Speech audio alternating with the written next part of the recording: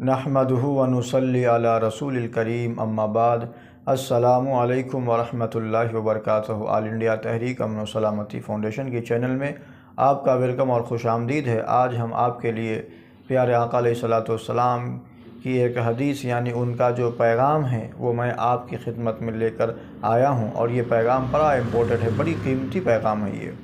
پیارے آقا علیہ الصلوۃ والسلام فرماتے ہیں الظلم ظلمات یوم القیامت، صحیح بخاری و مسلم۔ بتایا گیا ہے کہ ظلم قیامت کے روز اندھیرے کی صورت میں ہوگا۔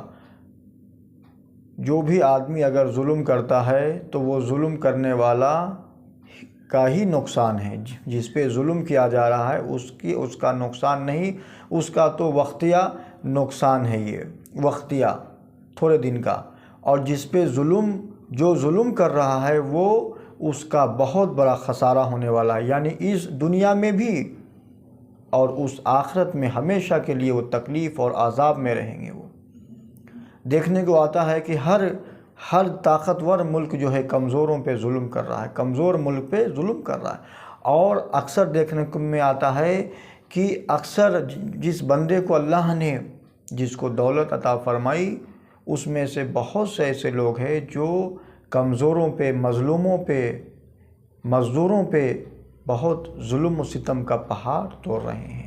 جبکہ ان بھائیوں کو سوچنا چاہیے کہ اگر کسی بھی شخص پہ اگر کوئی شخص ذرے کے برابر، سرسوں کے دانے کے برابر بھی اگر ظلم کرے گا، وہ شخص دنیا میں اور آخرت میں یعنی کہ تکلیف میں رہے گا وہ، اور آخرت کی ایسی بڑی تکلیف ہے کہ وہ ہمیشہ کے لیے وہ بربادی اس کا مقدر ہو جائے گا وہ۔ اس لیے جو ظلم کر رہا ہے وہ یہ سمجھ لے کہ میں اچھا کام نہیں کر رہا ہوں، دنیا میں بھی وہ خسارہ اور آخرت میں بہت بڑی تباہی کا سبب بنے گا وہ۔ اللہ نے اگر کسی کو مال و دولت دیا ہے تو وہ اللہ کی راہ میں کمزوروں پہ، مظلوموں پہ خرچ کرے، ان کی دعائیں لے۔ اللہ جو پیسہ دیا اس کو اللہ کی راہ میں، اللہ کے بتائے ہوئے راستے میں خرچ کرے، اور نہ کہ کسی کو تکلیف پہنچانے میں خرچ کریں گے۔ دعا فرمائیے، جو کہا گیا ہے، سنا گیا ہے، اللہ اس میں عمل کرنا آسان بنائے، اور سننے والوں سے زیادہ اللہ تعالیٰ کہنے والوں کو عمل کی توفیق عطا فرمائے۔ وآخر دعوانا ان الحمد للہ رب العالمین۔